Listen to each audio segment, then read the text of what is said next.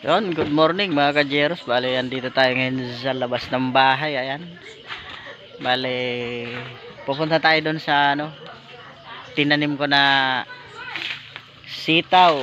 Ayan, bale, nalagyan ko na pala siya ng mga pagapangan ng sitaw, guys. Kaya lang di ako nakapag-video. Tanawa si Ronaldin. Wala gid na puno. Ngayon ko lang i-video to, guys. Nalagyan na. Si Mrs. guys. Aladonya na.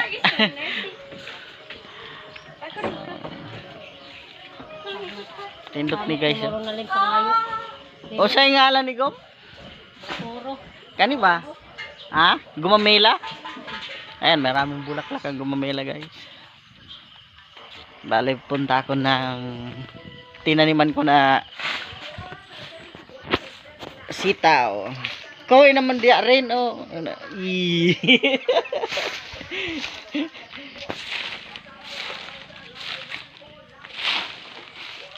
Bale, pakita ko sa iyo, guys, yung tinagod ko na sili o talong. Kung sa Bicol, inabwab. Ayan, pakita ko sa inyo. Bale, ito siya, guys. Yung talong. Di pantay ang tubo. 100 seeds. Out 200 seeds. Wala hanggang 100 ang nabuhay, guys. Malaki na ang iba. Ito, sili. Sili naman yan. Sili. Sili na katong bell pepper ba na murag puso. Ang ano niya, style.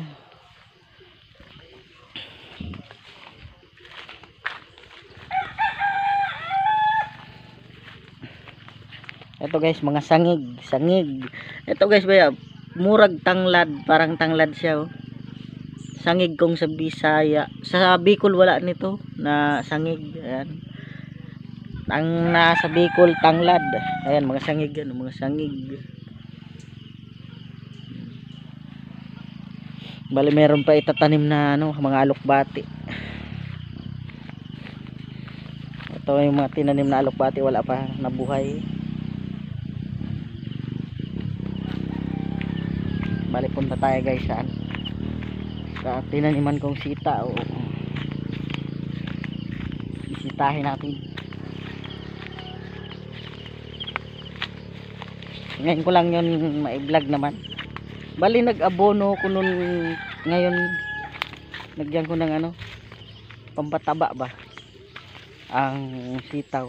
Pero di ako nakapag-vlog, guys. Gawa ng wala naman maghawak ng cellphone. Wala man akong stand. Dapat pala na i-vlog ko, guys, tong paglagay ko nung abono.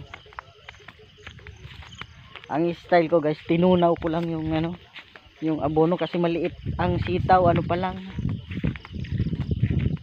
12 days.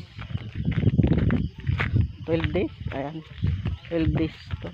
Tinunaw ko lang ba yung abono, tapos tinunaw ko sa tubig. Yun ang ko, linagay ko lang. Bali, sa sardinas ng lata o sa katakal ng tubig, yun ang ko, lagay sa punuan. Wala kasing ulan, kung nag-ulan pwede sana yung kahit di mo tunawin. Bali, punta tayo ito, guys. Para lang ako nasa Bicol, guys. Tayo mga bukid yan, mga bukid. Cebu. Bali, dyan ako nagtugway ng kanding, guys. Nagsilong na, mainit na kasi. Hapit na mag alas 9. Ayan, ito na, guys. Nalagyan ko na siya ng ang balatong. Malaki na siya. Malaki na ang balatong kung tawagin dito, pero sitaw yan. Malaki na, nasa siya, 110 lahat na nilagay ko na pagapangan na kahoy. Bagong ano to, basa pa nga. Bali, linagyan ko siya ng ano guys, ng abono ngayong umaga. Hindi na ako nakapag-video. Gawa nang wala naman tayong videographer. Kaya ngayon lang ako nag-video guys.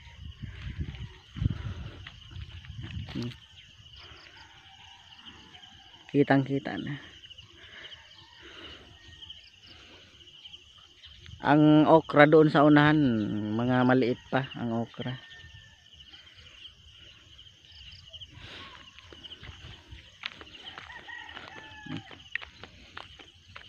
May mga nabuhay din na kamatis dito kaya lang konti. May kamatis to guys. Kani kamatis.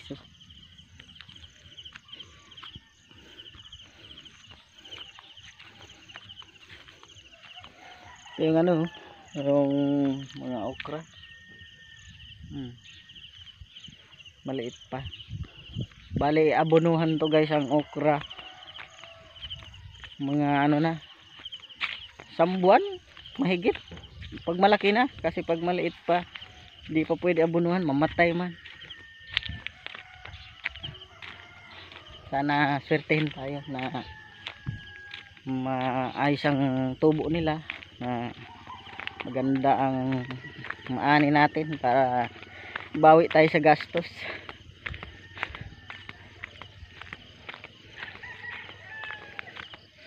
Daan na rin ako guys sa ano,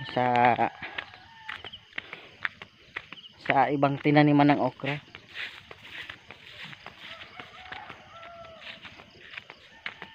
Bali itong okra mag-isang buwan to sa ano, sa pizza 18.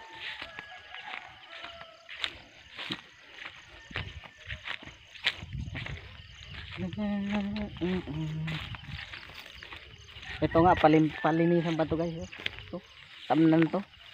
Pwedeng sitaw o kaya okra. Ayan o.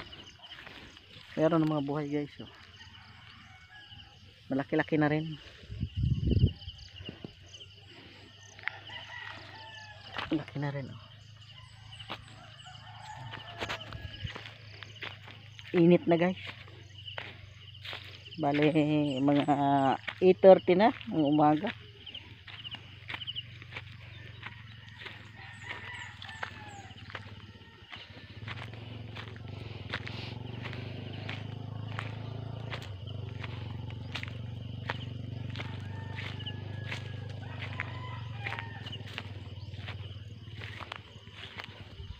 Bale yung parte niyan guys, sa gitna na yan, ano yan, sa may gilid na yan, gitna dyan, wala dyan tanim, gawa ng meron dyan itatanim talong, tapos sa pinakagilid sili para may mga maitinda tayo sa lungsod.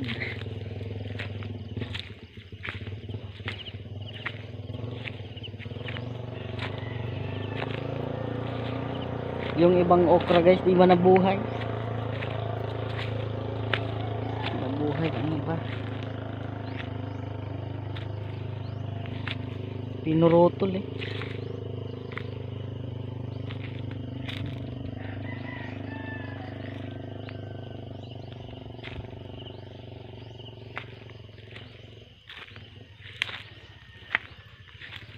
pinurutol ang ibang okra.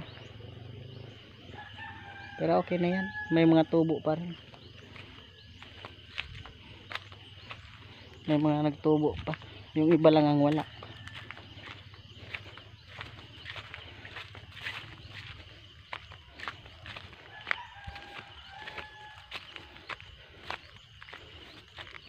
Yung dito malaki-laki na. Aloy-an sa Ginoo.